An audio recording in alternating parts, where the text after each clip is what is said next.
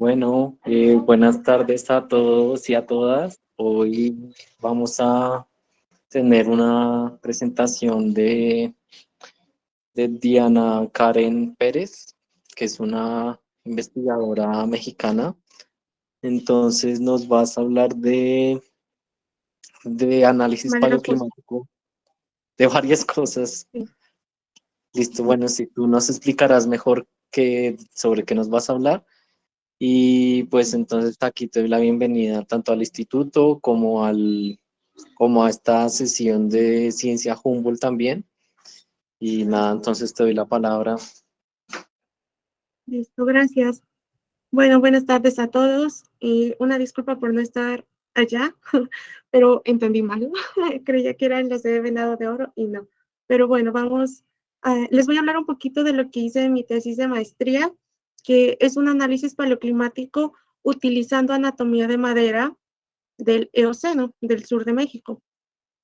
Para empezar, las maderas tienen una edad de 52 millones de años, es decir, pertenecen al Lipreciano, que es el Eoceno temprano.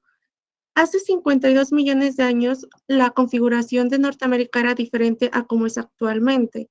Entonces, en el círculo rojo del mapa se puede ver cómo es que era Chiapas hace 52 millones de años y era una costa.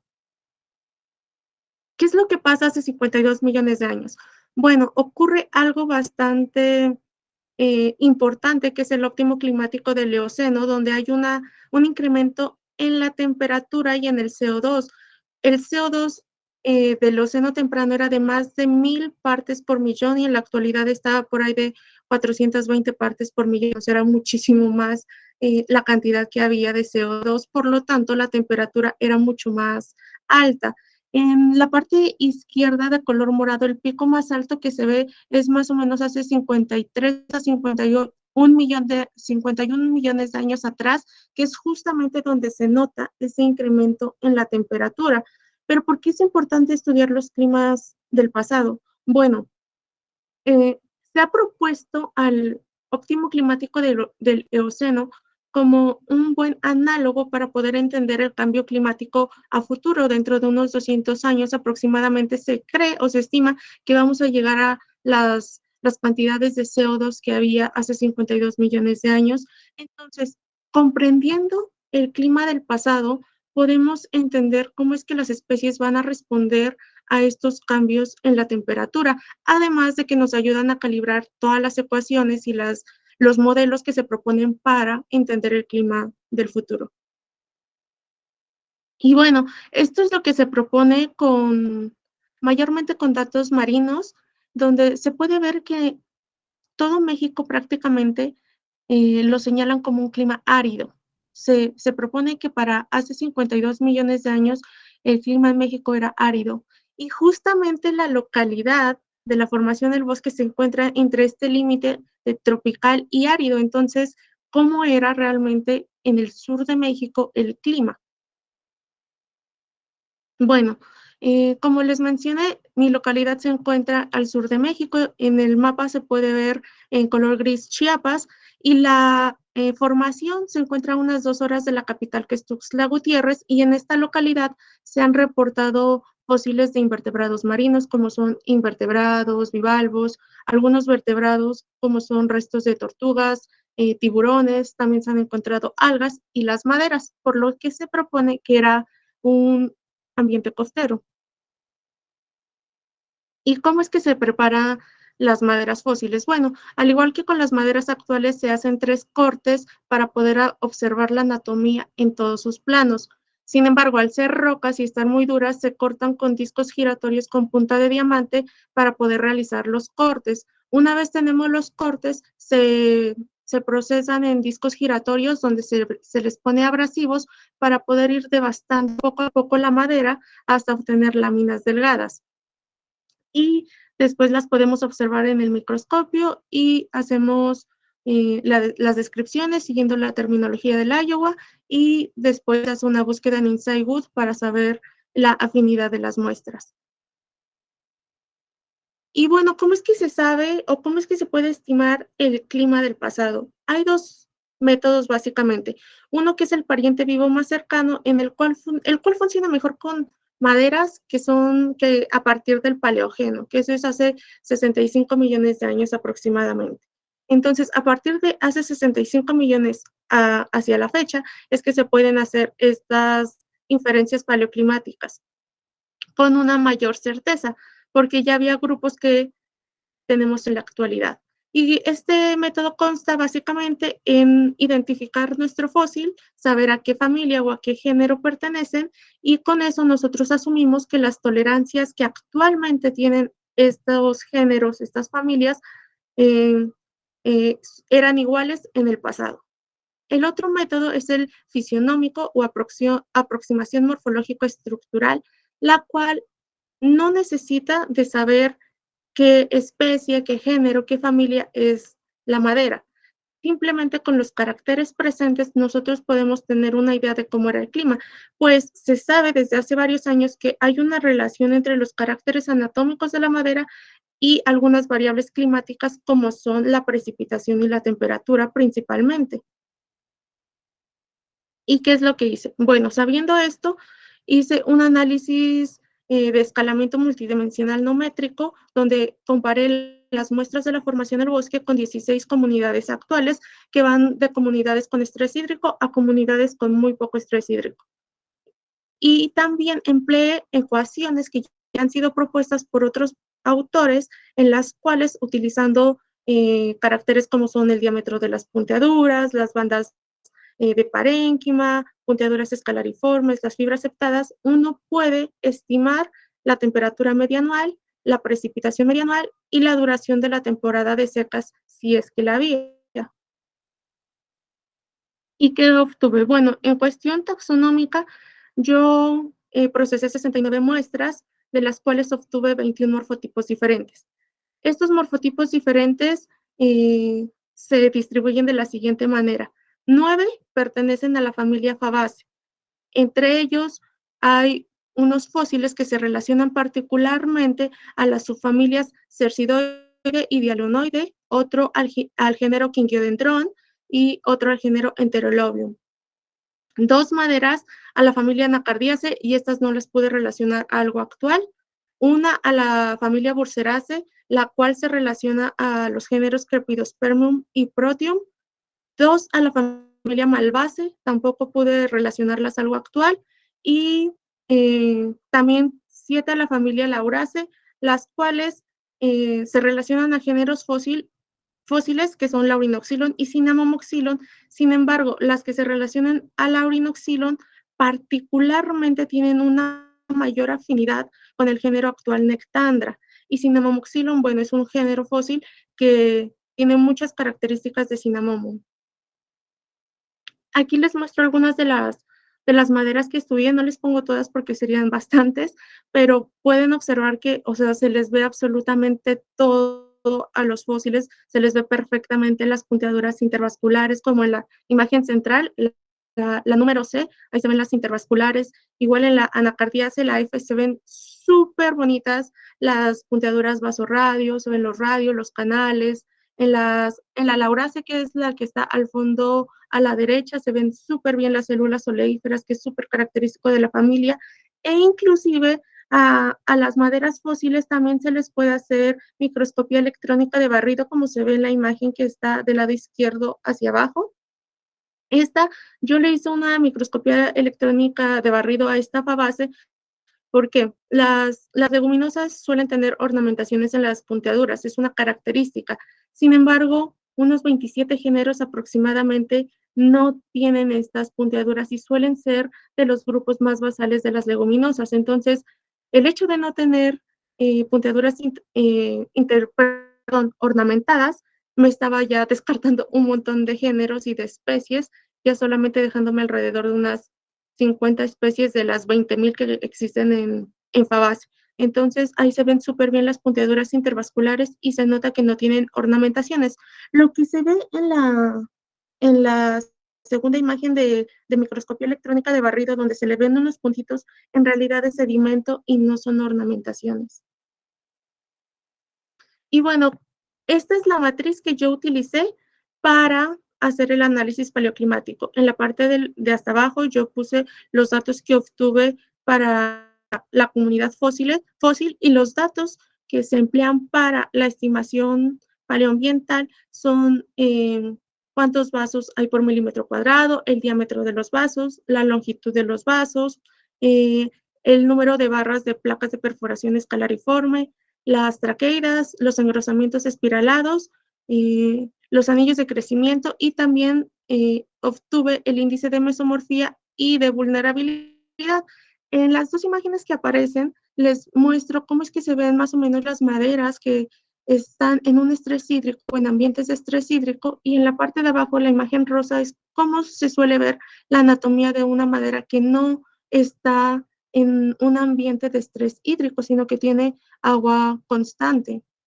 Entonces, básicamente, estas son las comunidades que yo tengo, donde tengo comunidades desde desierto, ripario, alpinos, y también marcados con asterisco, tengo bosques tropicales húmedos. ¿Y qué es lo que obtuve?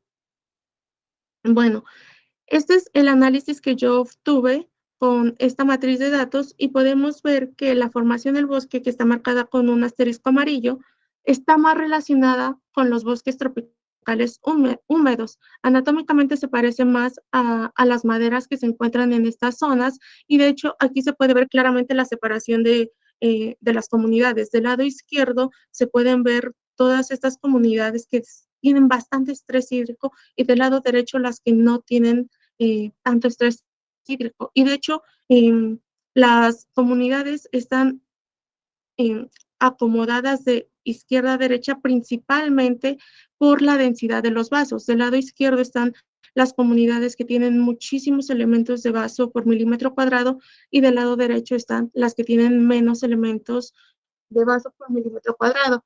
Y de arriba hacia abajo están acomodadas básicamente por el tipo de placas. Hacia abajo están las placas que tienen bastantes barras, o sea, placas escalariformes, y hacia arriba van placas simples.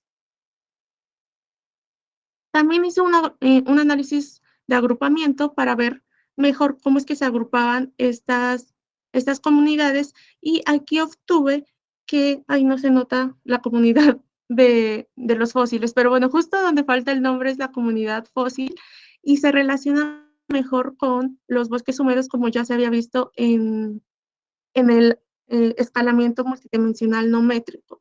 Entonces, forma un grupo junto con este tipo de comunidades. Y con las ecuaciones que empleé, obtuve que la temperatura media anual para esta comunidad hace 52 millones de años era de entre 22 a 25 grados centígrados. La duración de la temporada seca era de -1 a -2 meses secos al año, y esto no quiere decir que las ecuaciones estén mal, simplemente que no había temporada de seca. Y la precipitación media anual era de más de 3.000 milímetros anuales. Entonces, comparo cómo es un bosque húmedo actual con lo que yo estoy obteniendo en la formación del bosque. En un bosque húmedo actual, las temperaturas son alrededor de 27 grados centígrados y en la paleocomunidad yo obtuve de 22 a 25 grados, bastante cercano. Las precipitaciones son de más de 2.000 milímetros por año y en la comunidad tuve más de 3.000 milímetros anuales y el diámetro de los árboles es de 30 a 90 centímetros. Y para los fósiles yo obtuve de 30 a 70 centímetros aproximadamente. También obtuve el índice de vulnerabilidad de las maderas, el cual fue de 25, muchísimo mayor a 1. ¿Y qué indica un valor mayor a 1? Bueno, quiere decir que nuestras maderas eran eficientes para el transporte de agua, pero muy vulnerables a sufrir embolismo, y esto es muy común en zonas mésicas. Y respecto al pariente vivo más cercano, yo encontré la presencia de las familias Anacardiaceae, Malvaceae, Lauraceae, Burseraceae y Fabaceae, lo cual es bastante común, particularmente con los bosques tropicales húmedos que comparé con los tuxtlas que se encuentran en Veracruz, en México. Y los géneros actuales a los que yo pude relacionar mis maderas, que son Kingiodendron, Enterolobium, Crepidospermum proteum y Nectandra, también ayudan a soportar la asignación de un bosque húmedo para la comunidad hace 52 millones de años. Y con esto, entonces, yo puedo decir que la paleoflora pudo haber prosperado bajo un régimen de menor humedad que los tuxtlas en la actualidad, ya que en la actualidad los tuxtlas tienen una precipitación media anual de 4.000 milímetros. Entonces, yo obtuve para la paleocomunidad unos 3.000 milímetros aproximadamente. También los caracteres anatómicos que se observaron, como son vasos grandes, placas de perforación simple y baja proporción de anillos de crecimiento, así como baja densidad de vasos y parénquima axial abundante, ayudan a soportar esto, ya que son caracteres que suelen observarse en maderas propias de bosques tropicales húmedos. Estas fotos son fotos de mis maderas fósiles. Y entonces aquí en la imagen del lado izquierdo les muestro cómo luce actualmente los tuxtlas, que es la comunidad a la que taxonómicamente se parece más la comunidad del bosque. Y en la imagen de la derecha les muestro cómo es que luce actualmente la formación.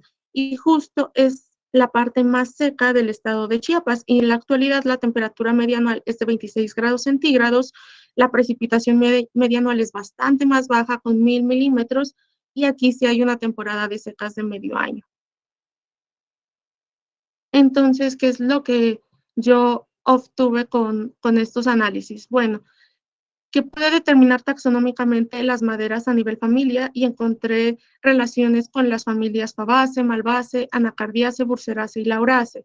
También la presencia de maderas relacionadas a Cercidoide, Kingiodendron, Quercus y Nectandra apoyan la idea de un clima tropical para la región durante el Eoceno temprano.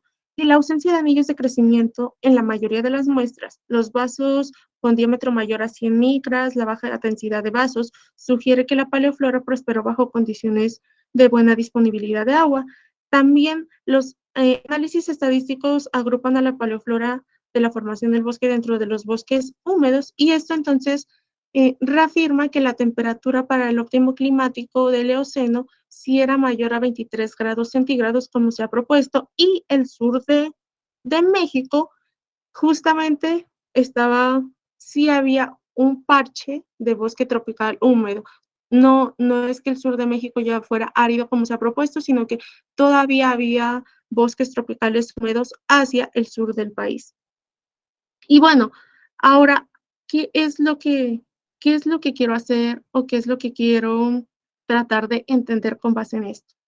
Bueno, aquí en Colombia hay muchísimas maderas fósiles en el desierto de la Tatacoa, y desde más o menos 1970, 80 se han estado describiendo la presencia de estas maderas, pero no se han estudiado, siendo que estas nos pueden dar bastante información. Entonces, los ubico. Las maderas de la Tatacoa tienen una edad de 13 millones de años y pertenecen al Mioceno.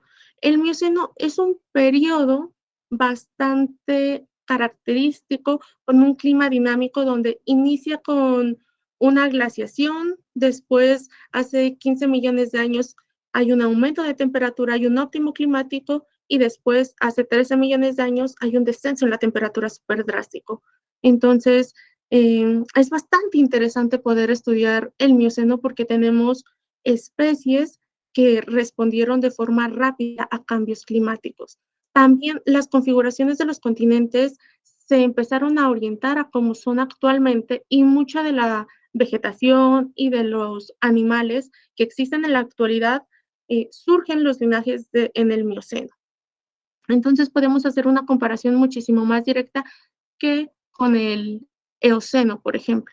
También se ha propuesto al Mioceno como un análogo, al igual que el Eoceno, para entender los climas del futuro, pero dentro de unos 70 años, un poquito más cerca, De hecho, a finales de siglo se cree que vamos a estar ya superando las condiciones del Mioceno, que eran de aproximadamente 450 partes por millón en concentraciones de CO2. Y bueno, entonces, entender la vegetación o las especies que estaban en el Mioceno nos puede ayudar a entender cómo es que las plantas, en este caso, pueden o responden a estos cambios climáticos. ¿Y por qué la Tatacoa? Bueno, el desierto de la Tatacoa es considerado el sitio más rico en fósiles del trópico. Aquí se han descrito súper bien la fauna que se ha encontrado ahí, como son primates, tortugas, reptiles, gliptodontes, muchísimos mamíferos. Sin embargo, pese a que hay mucha abundancia de maderas, no se han estudiado, solo se tienen 3 reportes de maderas. Y entonces, ¿cuál era el clima? Se han propuesto varias hipótesis respecto a cómo era el clima para el Mioceno de la Tatacoa, sin embargo, no son muy claras, ya que los animales pueden dar una idea, pero no tienen una relación o no se puede hacer inferencias paleoclimáticas tan, tan certeras o tan estrechas como se puede hacer con las plantas. Regresemos a esta tablita. Hace rato les hablaba del Eoceno, entonces ahora les voy a hablar del Mioceno. Si se ubican entre 20 y 5 millones de años, que es donde ocurre el Mioceno, se podrán dar cuenta que hay otro pico. No sé si se puede ver mi mouse, mi cursor. Aquí donde estoy señalando hay un aumento de temperatura, pero es un aumento de temperatura bastante corto. Solo dura 2 millones de años y si se dan cuenta, inmediatamente hay un descenso en la temperatura súper drástico. Y esto es importante porque este descenso en la temperatura ocurre hace 13 millones de años aproximadamente. Y justamente los fósiles de la Tatacoa están en este periodo de la transición climática del Mioceno, que es cuando se da este descenso en la temperatura súper drástico. Solamente los fósiles de San Antonio son los que pueden estar un poco con todavía el óptimo climático del Mioceno, sin embargo, todo desde Cerro Gordo hacia arriba pertenece a la transición del Mioceno. Y las maderas se encuentran en la mitad, aquí donde dice cerbatana, el conglomerado cerbatana que tiene 12.93 millones de años, es a donde se han reportado las maderas. Entonces, ¿qué es lo que se ha propuesto de manera general? Bueno, de manera general, con algunos reportes esporádicos de plantas fósiles, se ha propuesto en la imagen de arriba que para el óptimo climático del Mioceno, pues Colombia o el neotrópico era predominaba el bosque tropical húmedo. Y en la parte de abajo, que es para la transición climática del Mioceno, también sigue predominando el bosque tropical húmedo. Sin embargo, estudios recientes han mostrado que justamente en esta transición no era completamente un bosque tropical húmedo, sino que en realidad había parches de sabana. Y pues es justamente hace unos 13 millones de años aproximadamente cuando la cordillera central y occidental comienzan a levantarse.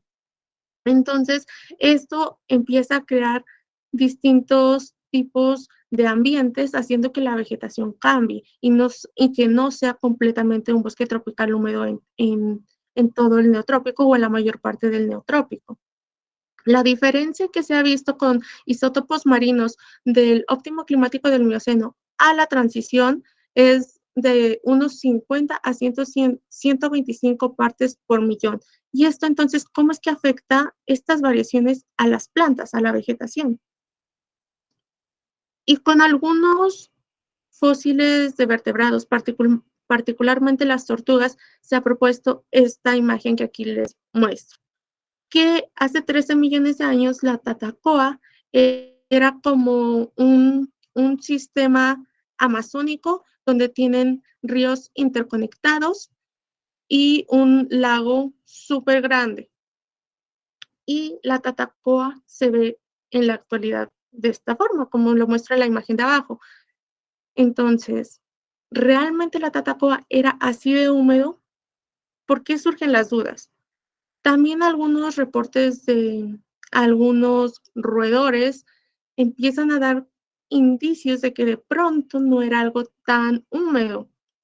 Y hace poquito se encontraron hojas fósiles en la tatacoa, que son hojas muy pequeñitas y características de bosques un poco más secos, no de un bosque húmedo tropical. Y lo único que se ha reportado para la tatacoa con base en maderas son tres, tres géneros distintos. Uno que es Gupia, otro que es Terminalia y el otro que es Leguminoxylon. Bueno, Gupia es un género que crece en Sudamérica y está súper bien representado en la Amazonía y está en elevaciones bajas a medias, en bosques húmedos o muy húmedos. Y Terminalia y Leguminoxylon, aquí hay como que un dilema respecto a lo que se ha reportado de estas dos maderas en la Tatacoa. ¿Por qué? Bueno, el dilema es que cuando uno estudia maderas fósiles y empieza a hacer las búsquedas para asignaciones taxonómicas, casi siempre va a aparecer la leguminoxilon a la que la están asignando, porque es una especie fósil que tiene muchas incógnitas. Entonces, como tiene muchos signos de interrogación y tiene muchos caracteres variables, aparece siempre, siempre que uno hace una búsqueda con fósiles. Y la terminalia a la que se relaciona también es una fósil que es terminalioxylon, que al igual con la leguminoxylon es también de las especies que siempre aparece cuando uno hace una búsqueda con fósiles. Además, eh, la autora que trabajó estas maderas relaciona inmediatamente las maderas de la Tatacua con reportes que ya estaban dados en Colombia y no discute con nada más, sino que discute inmediatamente como en Colombia ya se había reportado leguminoxylon y se parece a la leguminoxylon de Antioquia. Entonces, estas dos asignaciones de terminaria y leguminoxylon son un tanto dudosas. Y en las imágenes les muestro una madera actual de Gupia, porque las fósiles están bastante malas imágenes, entonces les puse unas imágenes de cómo es que luce esta madera en la actualidad.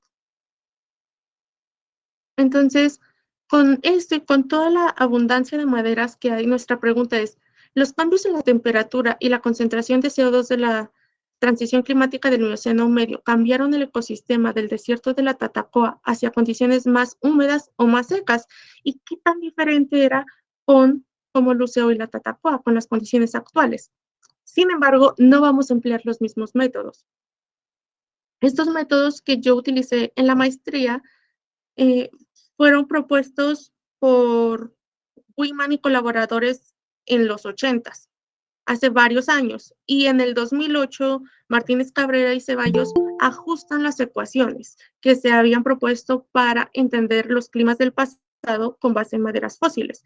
Sin embargo, ni Wiman ni Martínez Cabrera, aunque Martínez Cabrera hace la mención, pero él no lo tomó en cuenta, ninguno de los dos ha tomado en cuenta cuánto peso realmente tienen estos caracteres también filogenéticos, sino que cuántos de estos caracteres mm, realmente son conservados. Y no es que sí están respondiendo al ambiente, pero que no esa respuesta sea completa al ambiente, sino que sea conservadurismo filogenético.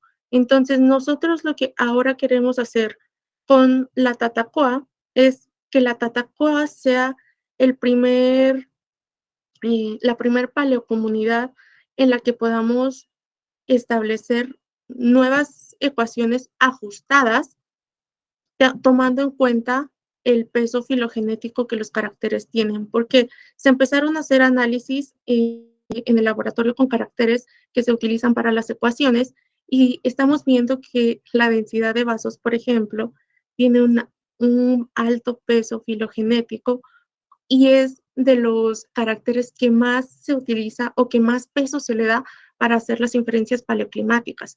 Entonces, nosotros queremos ver realmente qué tanto nos sirven estos caracteres, haciendo a un lado la cuestión, o tomando en cuenta, mejor dicho, la cuestión filogenética. Y la Tatacoa va a ser el primer lugar donde vamos a emplear estas ecuaciones mejoradas.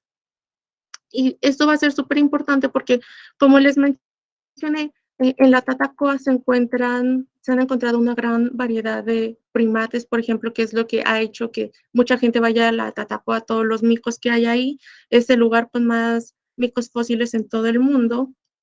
Entonces, eh, conocer también las plantas nos puede ayudar a entender mejor cómo era el ambiente y el bioma en el que se encontraban. Y nosotros también queremos tratar de establecer el bioma de la Tatacoa, ya que se tiene toda la información de la fauna, entonces nosotros vamos a agregar la información vegetal para poder tener un panorama muchísimo más amplio. Y eso es todo. Listo, muchas gracias, Diana. Ahorita ya se hacen algunas preguntas. Sí, Por ejemplo, yo tengo varias. sí. Eh, por ejemplo, primero, pues si Juan o Víctor quiere preguntar algo, pues ahí pregunten también, no hay problema. Pero entonces aquí inicialmente yo quería preguntarte, este trabajo que van a hacer con las maderas fósiles de la Tatacoa, ¿van a trabajar con maderas que ya estén colectadas en alguna acción o van a hacer fase de ir a la Tatacoa y buscar los fósiles ustedes mismos? No, vamos a ir. Y de hecho es una buena pregunta porque no lo mencioné. O sea, justamente se ha reportado que las maderas de la Tatacoa pues están en la Victoria, por lo que se relacionan, perdón, Villavieja, por lo cual se relacionan a la cerbatana. Sin embargo, hace como 2 meses tuve la oportunidad de ir a la Tatacoa, iba un geólogo que ha trabajado bastante la Tatacoa y estuvimos viendo las maderas y yo le pregunté, eh, ¿qué tan, qué tanto, eh, qué tan probable es que estas maderas que estamos viendo realmente sean de Villavieja y que no? Entonces, él me comentó que él cree que de pronto, como hay muchísimas maderas, que no todas las maderas vienen del mismo sitio. Entonces, sí, como para poder tener y hacer mejor la inferencia paleoclimática y lo que queremos hacer del bioma, tenemos que tener muchísima claridad de a qué estrato pertenece para así hacer la comparación con esa fauna, la fauna particular del estrato en el que se encuentren esas maderas. Entonces, sí, a finales de enero yo voy a ir a la Tatacoa a hacer campo. Ok.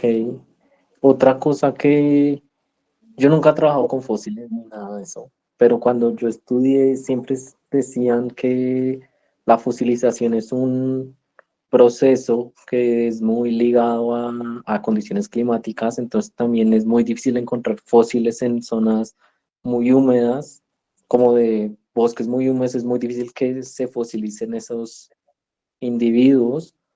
Entonces me llama la atención de cómo hacer primero si eso sí es así, y segundo si ese link del clima y los fósiles es más fácil o más difícil de hacer teniendo en cuenta que según lo que aprendí en los bosques húmedos, la fosilización puede ser incluso casi nula o, por ejemplo, pensando también ahí estamos hablando de maderas, pero si me pongo a pensar en desiertos, no sé qué tanto se puedan fosilizar las, las herbáceas o pensando en manglares, por ejemplo, que ahí hay unas altas tasas de descomposición, como esos links siempre están ligados a los fósiles que se pudieron ser fosilizados en los ambientes que permiten fosilización. O sea, hay esos vacíos como paleoclimáticos porque es que venían de ambientes que es imposible que se fosilice algo así. Y bueno, para empezar, pues el hecho de tener un fósil es un evento fortuito, o sea, es súper extraordinario nosotros tener fósiles, porque se necesitan condiciones súper particulares para que ocurra la fosilización. Y en el caso de las plantas, es más fácil que se fosilicen las partes duras, por eso es que suele haber, en cuestión de plantas, lo que más abundan es maderas, polen, semillas, porque las partes duras se pueden preservar más que las hojas o que las flores. Las flores son súper escasas, pero porque es un tejido suave, un tejido blando. Y aparte, la fosilización se da en ambientes anóxicos.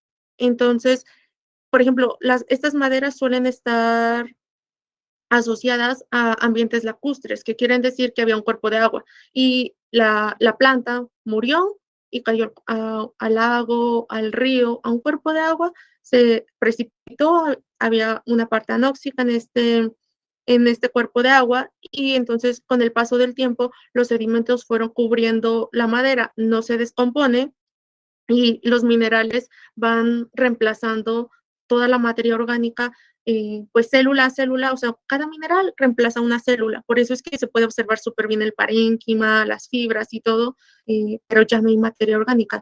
Estas maderas están silicificadas, entonces tiene que haber anoxia, y de hecho lo que mencionabas de manglares, yo fui becaria de Smithsonian y ahí estuve trabajando con fósiles de barro colorado. Y lo que tenemos de Barro Colorado es súper interesante porque colectamos 156 muestras. De esas 156 muestras, 151 son lo mismo.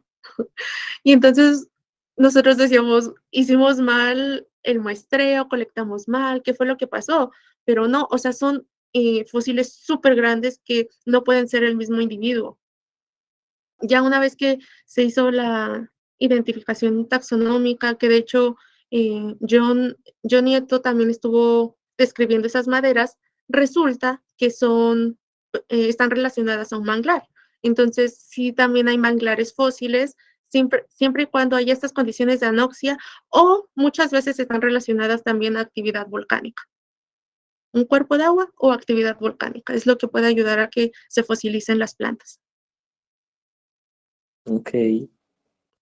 También me surgió otra duda, algo que mencionabas muy chévere de estudiar el Mioceno era poder ver la respuesta de las comunidades vegetales a los cambios climáticos repentinos en escalas de tiempo geológicas, pero mi pregunta era si, o sea, eso es lo que estás apuntando ahorita, pero Sí. si hay estudios ya que se hayan hecho estudiando esa partecita en el neotrópico, pensando en qué linajes, o sea, si ya hay alguna evidencia de algún linaje vegetal que responda bien relativamente al cambio climático, pensándolo para el cambio climático actual. Sí, sí están haciendo algo de eso.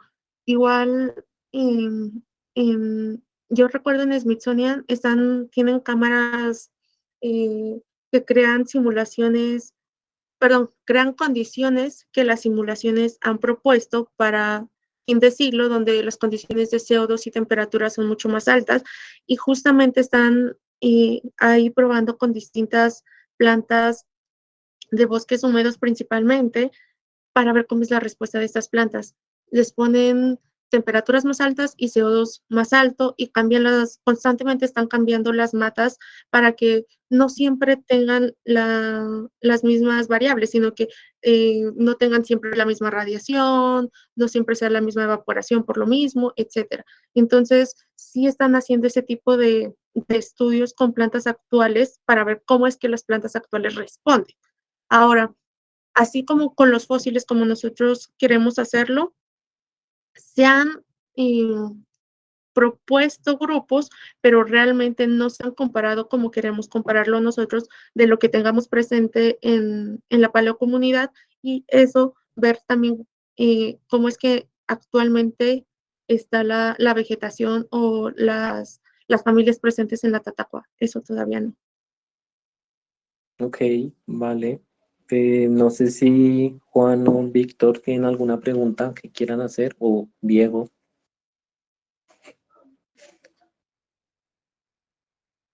Bueno, entonces sí quería decirte, como aprovechando el espacio, si qué mensaje querrías darle como a la comunidad ahorita, como un llamado que pudieras hacer teniendo en cuenta el alcance, como que quisieras decirle a la gente que te está viendo.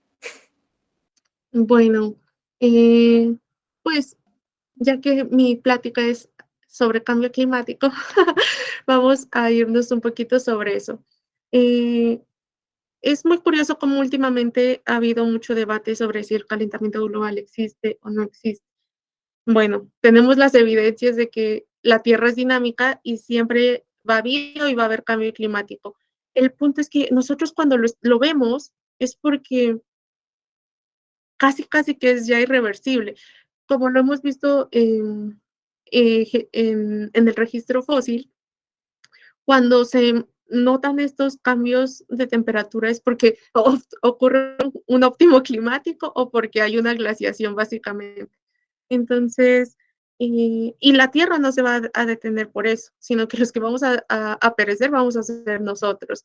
La Tierra, una vez que termine con quienes la estamos destruyendo, ella va a volver a retomar su ciclo, pero simplemente es eso, como que tomar un poco más de conciencia de realmente las acciones que estamos tomando, que de pronto a veces nos gusta mucho la comodidad de ir al súper y ver que ya la fruta viene pelada en envases plásticos, en lugar de comprarte una frutita y tú pelarla, comértela. No, o sea, tratar de ser un poco más conscientes respecto a eso, porque igual se ha visto que el grupo más afectado con todo esto somos nosotros. Y es bastante importante recalcar que este cambio que estamos viviendo en la actualidad eh, es un cambio que nunca antes en la historia de la Tierra se había visto, ya que este aumento de temperatura viene de 200 años para acá. O sea, en 200 años nosotros hemos logrado incrementos en CO2 y temperatura que en el pasado ha llevado millones de años poder aumentar los niveles que nosotros hemos hecho en la actualidad. Entonces, es eso.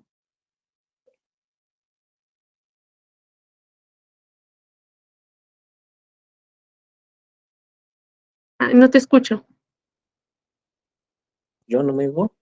Ya te escucho. Ah, listo, ya. Ya, Diana, entonces, gracias. Y lo último era, si alguien,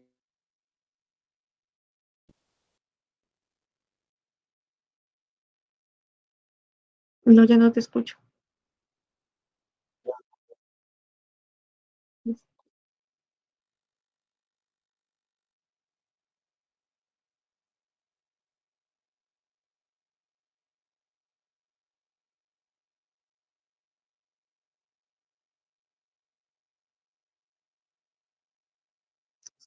Sí, sí, me pueden contactar en el correo bkperezl@eafit.edu.co.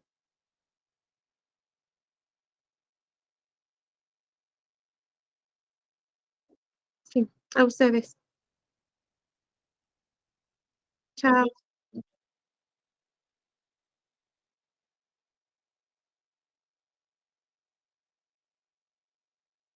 Gracias igual. Chao.